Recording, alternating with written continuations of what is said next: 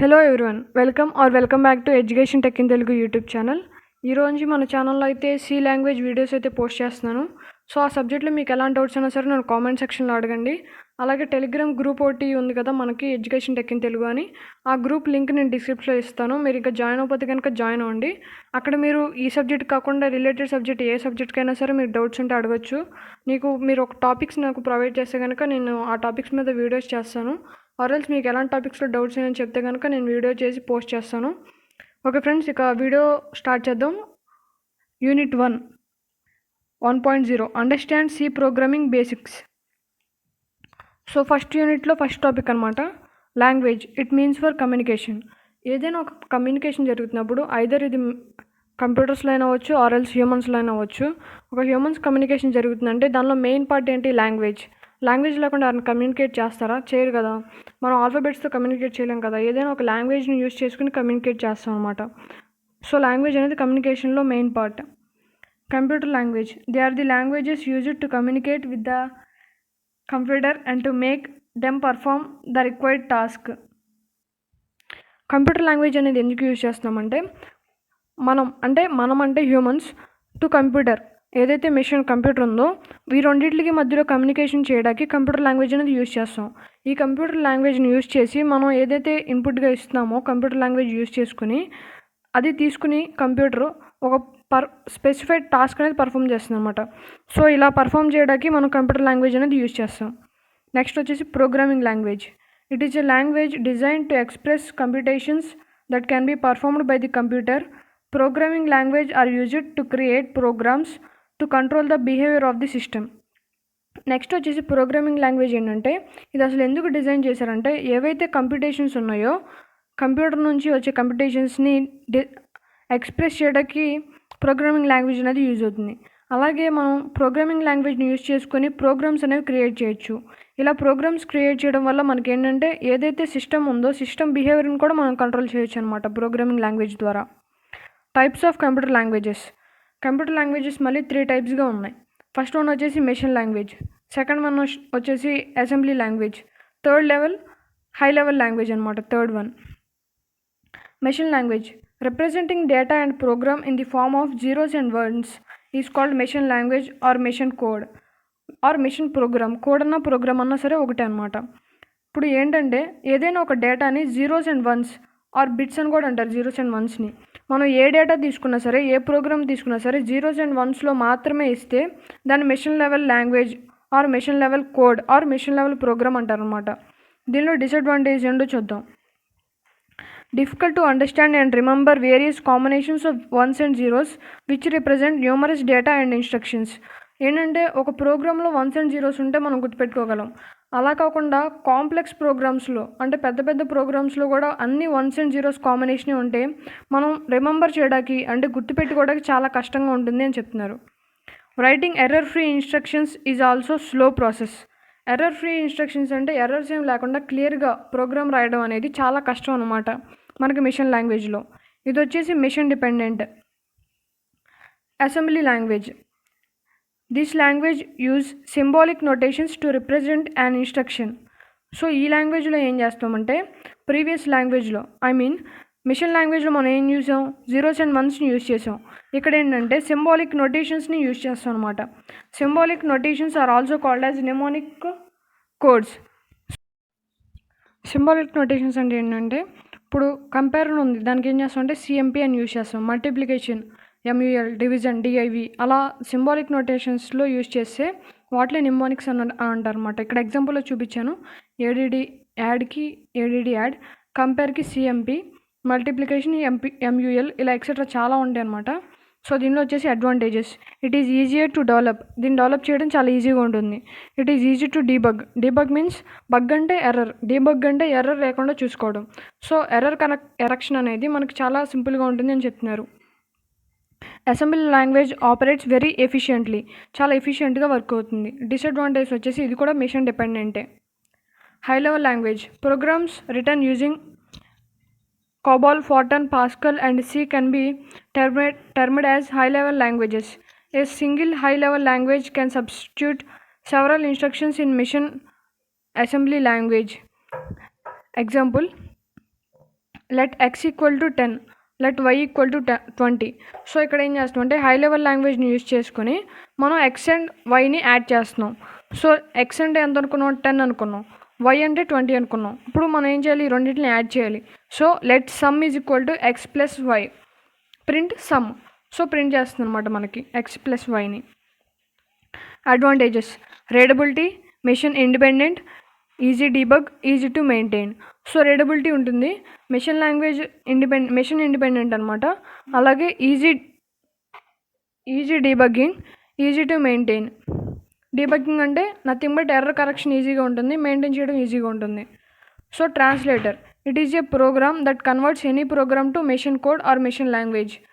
Translator అంటే అది కూడా ఒక ప్రోగ్రామ్ అనమాట. అదేం చేస్తుందంటే కంప్యూటర్ ప్రోగ్రామ్ని మెషిన్ లాంగ్వేజ్కి కన్వర్ట్ చేస్తుంది. దీనిలో 3 టైప్స్ ఆఫ్ ట్రాన్స్లేటర్స్ ఉంటాయి. ఫస్ట్ వన్ వచ్చేసి interpreter, program that converts computer program to machine code 1 line at a time. So at a time interpreter అనేది ఓన్లీ 1 లైన్ మాత్రమే కన్వర్ట్ చేస్తుంది. Compiler, program that convert computer program into machine code in a single step, total program at once. కంపైలర్ని ఎక్కువ use చేస్తాం, ఎందుకంటే compiler at a time single స్టెప్లో total ప్రోగ్రామ్నే convert చేసేస్తుంది అనమాట. సో ఇక్కడ మనకి బోల్డ్ లెటర్లో చూసుకుంటే సింగిల్ స్టెప్లో అని ఇచ్చారు. సో కంపైలర్ ఏం చేస్తుందంటే ఏదైతే ప్రోగ్రామ్ ఉందో కంప్యూటర్ ప్రోగ్రామ్ నుంచి మెషిన్ ప్రోగ్రామ్కి జస్ట్ సింగిల్ స్టెప్లో టోటల్ ప్రోగ్రామ్ని కన్వర్ట్ చేసేస్తుంది. Assembler, convert assembly language instructions to the machine language. So ఇదేం చేస్తుందంటే అసెంబ్లీ లాంగ్వేజ్ ఇన్స్ట్రక్షన్స్ని మెషిన్ లాంగ్వేజ్ కన్వర్ట్ చేస్తుంది. సో ఇంకా ఆ టాపిక్ అయితే అయిపోయింది. ఇప్పుడైతే introduction of C, history of C, అసలు సి లాంగ్వేజ్ని ఎవరు కనిపెట్టారని తెలుసుకుందాం. 1960లో international group developed language algorithmic language. So 1960లో ఆల్గరిథమిక్ లాంగ్వేజ్ అయితే 1960లో డెవలప్ అయిందనమాట. సో ఇక్కడ మనం డైరెక్ట్గా గ్రాఫ్లో చూసుకుందాం. Next BCPL, basic compiled program language. Next B@A&T. Next 1972లో వచ్చేస్తే ట్రెడిషనల్ సి అనేది డెన్నిస్ రిచ్చే అనేవాడు ట్రెడిషనల్ సి లాంగ్వేజ్ని అయితే కనిపెట్టారు అనమాట. So next ISO committee, last ఇప్పుడు 1992లో ISO-C కమిటీ అనేవాళ్ళు ప్రజెంట్ అయితే C99 వరకు లాంగ్వేజెస్ అనేవి ఉన్నాయన్నమాట. అసలు ఫీచర్స్ ఆఫ్ సిలో ఉన్న ఫీచర్స్ ఏంటి, మనం ఏదైనా ఒక డివైస్ వాడినా, ఏదైనా ఒక సర్క్యూట్ యూజ్ చేసినా, ఆర్ఎల్స్ ఏదైనా ఒక గ్యాడ్జెట్ యూజ్ చేసినా సరే దాని ఫీచర్స్ అనేవి మనకు కంపల్సరీ తెలియాల్సి ఉంది. సో ఫీచర్స్ ఆఫ్ సి ఏంటంటే చూద్దాం. రోబస్ట్ లాంగ్వేజ్, ఇదేంటంటే C is the robust as it rich set of inbuilt functions and operators which can build to write complex programs. So సిలో ఏంటంటే మనం ఏదైనా ఒక కాంప్లెక్స్ ప్రోగ్రామ్ రాయాలన్నా సరే దానిలో ఇన్బిల్ట్ ఫంక్షన్స్, ఇన్బిల్ట్ ఆపరేటర్స్ ఉంటాయి అనమాట. సో మనం ఈజీగా రాయొచ్చు. మిడిల్ లెవెల్ లాంగ్వేజ్, సో ఇదేంటంటే లో లెవెల్ ఫీచర్ ఆఫ్ లాంగ్వేజ్ అనమాట. అంటే ఏంటంటే మిడిల్ లెవెల్ లాంగ్వేజ్ అంటే మనం బిజినెస్ అప్లికేషన్స్కి సాఫ్ట్వేర్ సిస్టంలో కూడా మనం ఈజీగా యూజ్ చేసుకోవచ్చు. ఇప్పుడు హై లెవెల్ లాంగ్వేజ్ ఉంది, దాన్ని యూజ్ చేయడం కొంచెం కష్టం, డీబగ్ చేయడం కొంచెం కష్టం. బట్ ఏంటంటే సి లాంగ్వేజ్లో మనకు డీబగింగ్ ఈజీగా ఉంటుంది, మనం యూజ్ చేయడం కూడా ఈజీగా ఉంటుంది అనమాట. ఎఫిషియంట్, ఫాస్ట్, మనకి ప్రోగ్రామ్ ఎఫిషియెంట్గా వర్క్ అవుతుంది అండ్ ఫాస్ట్గా వర్క్ అవుతుంది. పోర్టబుల్ లాంగ్వేజ్, ఇదేంటంటే మనం కంప్యూటర్లో ప్రోగ్రామ్ రిటర్న్ చేసి అలాగే రన్ చేయడం చాలా ఈజీగా ఉంటుంది, అలాగే మనం మోడిఫికేషన్ చేయడం కూడా చాలా ఈజీగా ఉంటుంది. మనం ఒకసారి ప్రోగ్రామ్ చేస్తే కనుక మనకు అర్థమైపోతుంది, మనకు ఎర్రర్స్ కింద చూపించేస్తుంది, మనం వెంటనే వాటిని రెక్టిఫై చేసి మనం మళ్ళీ ప్రోగ్రామ్ రన్ చేస్తే మనకి ప్రోగ్రామ్ అనేది అవుట్పుట్ వచ్చేస్తుంది అనమాట. సో అందుకని దాన్ని పోర్టబుల్ లాంగ్వేజ్ అన్నారు. Structured programming, C is a structured language అనమాట. మనం ఫస్ట్ రాసేటప్పుడు కూడా ఎవ్రీ ప్రోగ్రామ్కి కూడా మనం ఒక్కొక్క లాంగ్వేజ్కి ఒక్కొక్కటి ఉంటుంది. సి లాంగ్వేజ్ వచ్చేసి C is a structured program. ఇలా ఎందుకన్నా అనేది నేను మళ్ళీ చెప్తాను. దీనిలో ఏంటంటే debugging, testing, coding and maintenance అనేది ఈజీగా ఉంటుంది. Ability to extend feature, as it is a collection of functions we can add our own functions to the C library which makes the programming task much simple. So ఏంటంటే దానిలో already కొన్ని ఇన్బుల్ట్గా functions ఉంటాయి, అలా కాకుండా కొన్ని functions మనం కూడా add చేసుకోవచ్చు అనమాట. ఇప్పుడు సబ్ ప్రోగ్రామ్స్ రాస్తాం కదా, దాన్ని కూడా ఒక ఫంక్షన్గా యాడ్ చేసేసుకొని మనం డైరెక్ట్గా ఫంక్షన్ని ఆర్ ఇన్స్ట్రక్షన్ మనం టైప్ చేసేస్తే మనకి ఈజీగా వస్తుంది అనమాట. మనం ఎలా యాడ్ చేసుకోవాలి ఒక ఫంక్షన్ అనేది సి లైబ్రరీలో యాడ్ చేసుకుంటాం అనమాట. అసలు లైబ్రరీ అంటే ఏంటని నేను నెక్స్ట్ వస్తుంది మీకు, అప్పుడు చెప్తాను అనమాట. ఇప్పుడు వచ్చేసి డైరెక్ట్గా మెయిన్లోకి వెళ్ళిపోతున్నాం. Basic structure of C program. అసలు బేసిక్ స్ట్రక్చర్ ఎలా ఉంటుంది? Every program contains a number of building blocks known as functions. So every ప్రోగ్రామ్కి కొన్ని బిల్డింగ్ బ్లాక్స్ ఉంటాయి అనమాట, వాటిల్నే మనం ఫంక్షన్స్ అని అంటాం. Each function perform it's task independently. So each function, every ఫంక్షన్కి ఒక ఏం పర్ఫామ్ చేస్తుంది అంటే స్పెసిఫిక్ టాస్క్ని పర్ఫామ్ చేస్తుంది అనమాట. ఇది డిపెండెంట్ కాదు, ఇండిపెండెంట్గా ఏ ఫంక్షన్ అయితే ఉందో అది సపరేట్గా దాని టాస్క్ని అది పర్ఫామ్ చేస్తుంది అనమాట. A function is a subroutine that may contain one or more statements. ఒక ఫంక్షన్లో సబ్ రొటీన్ అంటే ఏంటంటే సబ్ ప్రోగ్రామ్ అనమాట. ఒక ఫంక్షన్లో ఒక సబ్ ప్రోగ్రామే ఉండొచ్చు, or else different sub programs or number of sub programs కూడా ఉండొచ్చు. సో ఇక స్ట్రక్చర్లోకి వస్తే డాక్యుమెంటేషన్ సెక్షన్ ఫస్ట్ ఉంటుంది. నెక్స్ట్ వచ్చేసి link section, next definition section, global declaration section, main నుంచి మనకు ప్రోగ్రామ్ అనేది స్టార్ట్ అవుతుంది. So flower bracket, local declaration part, executable part, statements. Next user defined function section, function 1, local declaration part, statements. Next ఇక్కడ function n అంటే మనం n number of programmes రాస్తాం కాబట్టి అదనమాట. సో ఫస్ట్ డాక్యుమెంటేషన్ సెక్షన్ అంటే ఏంటో తెలుసుకుందాం. It contains comment lines which indicates the program title. So ఇదేం చేస్తుంది అంటే దీనిలో కొన్ని కామెంట్ లైన్స్ ఉంటాయి. ఇవి ఏం ఇండికేట్ చేస్తాయి అంటే ప్రోగ్రామ్ యొక్క టైటిల్ని ఇండికేట్ చేస్తాయి. అలాగే ఆథర్ నేమ్, అలాగే రెలవెంట్ డీటెయిల్స్, ఏదైతే ప్రోగ్రామ్కి రెలవెంట్ డీటెయిల్స్ ఉన్నాయో వాటిలన్నింటినీ మనం డాక్యుమెంట్ సెక్షన్లో ప్లేస్ చేస్తాం అనమాట. In any C segment of comment lines enclosed with the pairs of hash slash and star slash. ఇప్పుడు ఎగ్జాంపుల్ చూసుకుంటే program to find the area of circle. మనం ఏం చేస్తున్నాం, ఒక సర్కిల్ యొక్క ఏరియాని ఫైండ్ చేయడానికి ప్రోగ్రామ్ చేస్తున్నాం. ఇదేంటి మనకి టైటిల్ అనమాట. సో టైటిల్ మనం ఎక్కడ చేస్తాం, డాక్యుమెంటేషన్ సెక్షన్లో మనం స్లాష్ స్టార్ అలాగే స్టార్ స్లాష్ని యూజ్ చేసి మధ్యలో మనం ఏదైతే టైటిల్ ఉందో దాన్ని ప్లేస్ చేసాం అనమాట. నెక్స్ట్ వచ్చేసి link section. It specifies the file content of which are to be included as part of the program. In order to include some standard library functions, we need to include some files. Those files are generally closed as header files.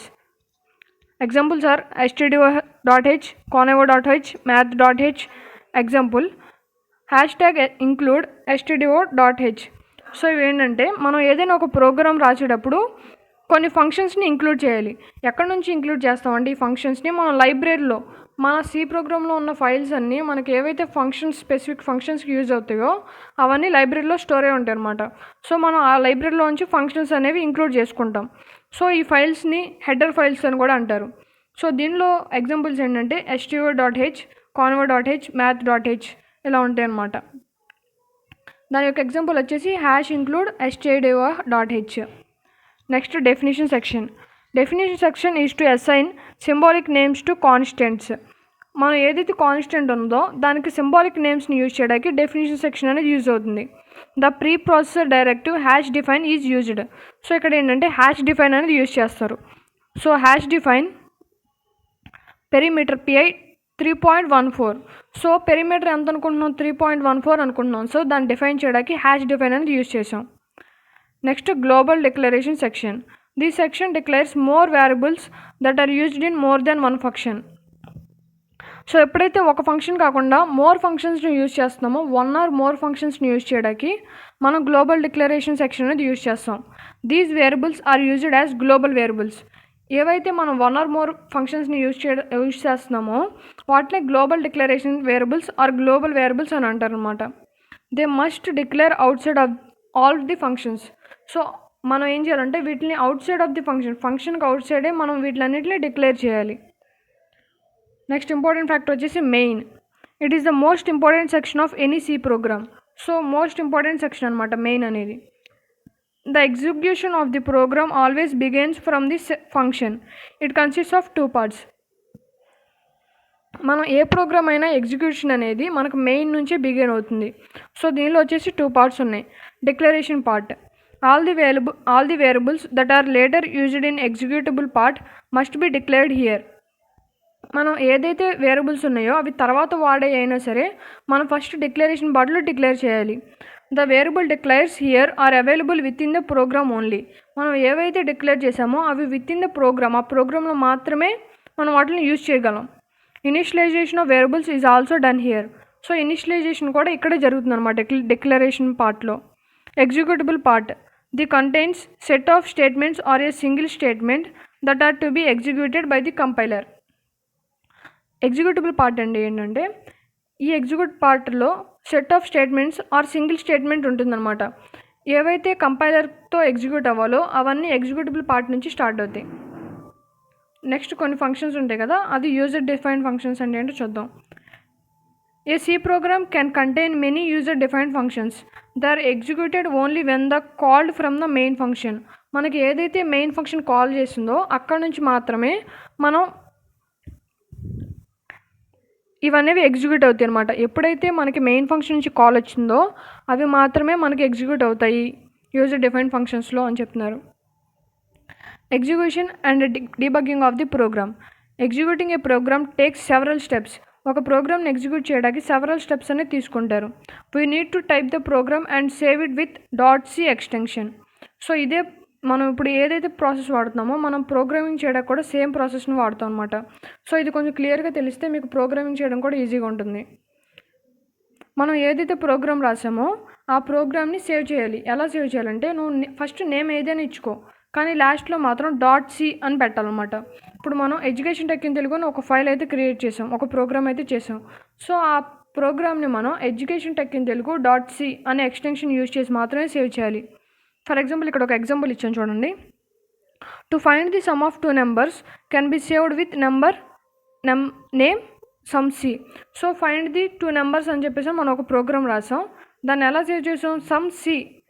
Some అనేది మన programme name, .c అనేది మన extension. So ఇలా save చేసాం అనమాట.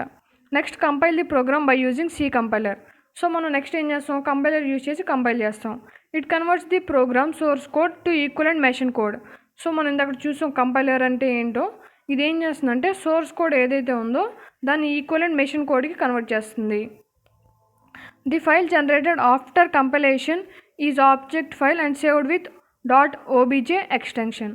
So ఇక్కడ వరకు మనకి ఎక్స్టెన్షన్ జరిగిపోయింది, మనం కన్వర్ట్ అయిపోయింది ప్రోగ్రామ్. సో ఇదేంటంటే మనం ఆబ్జెక్ట్ ఫైల్తో సేవ్ అయి ఉండిద్ది అనమాట. సో ఇక్కడ వచ్చిన ఫైల్ని మనం .obj అనే ఎక్స్టెన్షన్తో సేవ్ చేయాలి.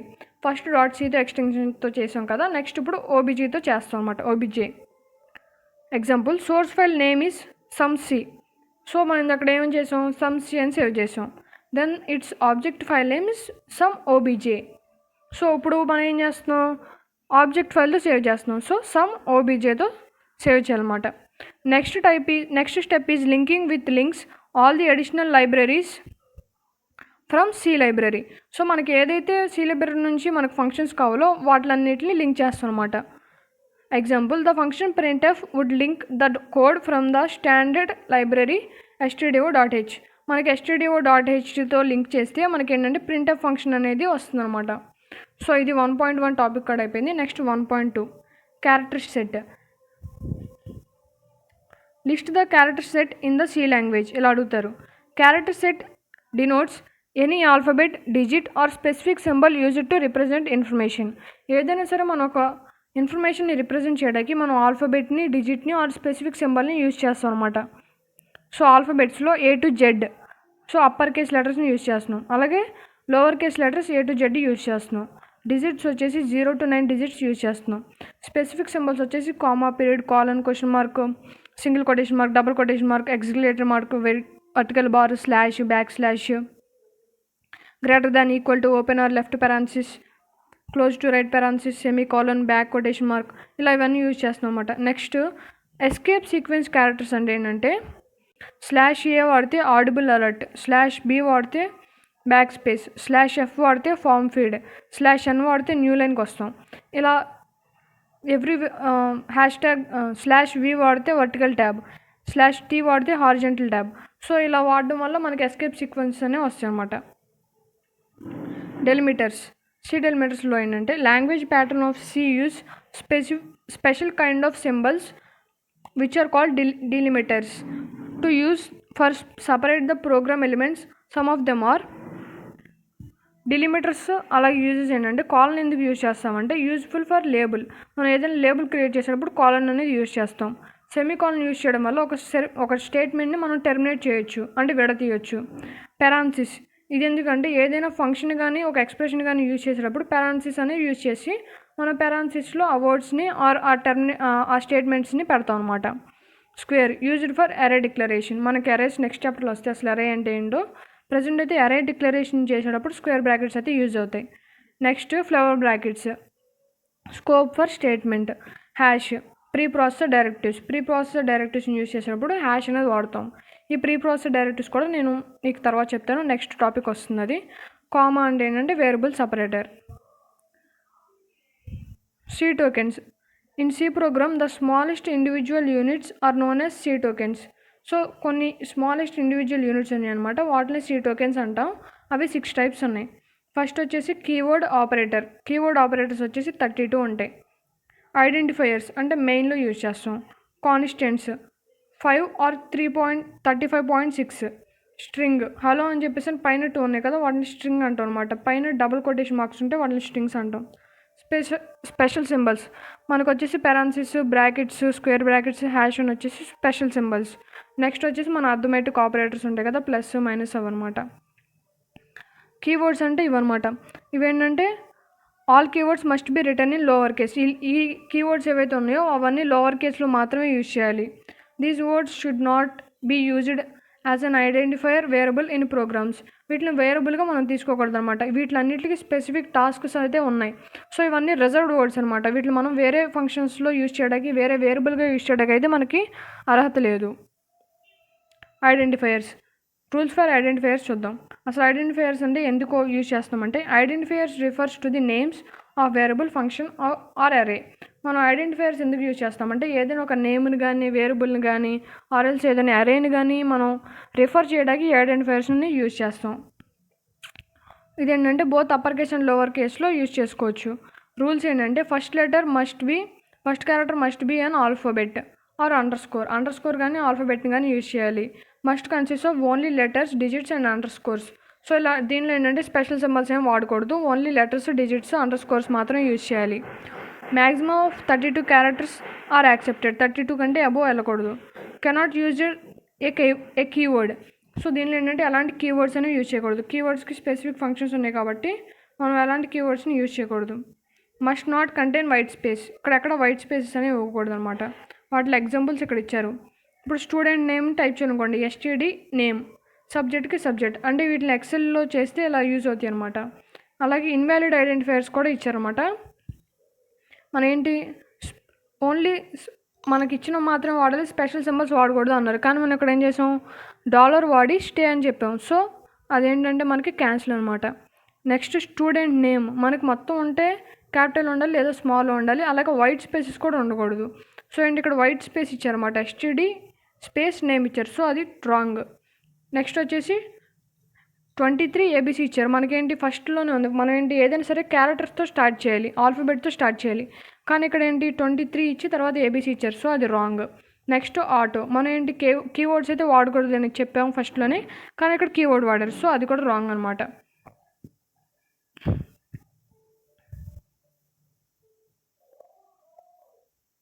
సో ఇది ఈ వీడియో అయితే నేను ఇక్కడ దీనిలో ఏం చెప్పానంటే టాపిక్లోకి వచ్చేసి మీకైతే 2 టాపిక్స్ అయితే కవర్ అయ్యాయి ఇంట్రొడక్షన్తో కలిపి. సో నెక్స్ట్ వీడియోస్ అన్నీ నేను పోస్ట్ చేశాను. సి లాంగ్వేజ్ అని చెప్పేసి అయితే నేను ఒక ప్లేలిస్ట్ క్రియేట్ చేస్తాను. సికి సంబంధించిన వీడియోస్ అన్ని దానిలో పోస్ట్ చేస్తాను. సో మీకు ఎలాంటి డౌట్స్ అయినా సరే నన్ను కామెంట్ సెక్షన్లో కామెంట్ చేయండి. ఇంకా టెలిగ్రామ్ ఛానల్లో జాయిన్ అవ్వకపోతే జాయిన్ అవ్వండి. ఈ వీడియో ఎవరికైనా యూజ్ అయితే షేర్ చేయండి, మీకు నచ్చితే లైక్ చేయండి, అండ్ నా ఛానల్ సబ్స్క్రైబ్ చేసి నన్ను సపోర్ట్ చేయండి. Thank you friends, thanks for watching.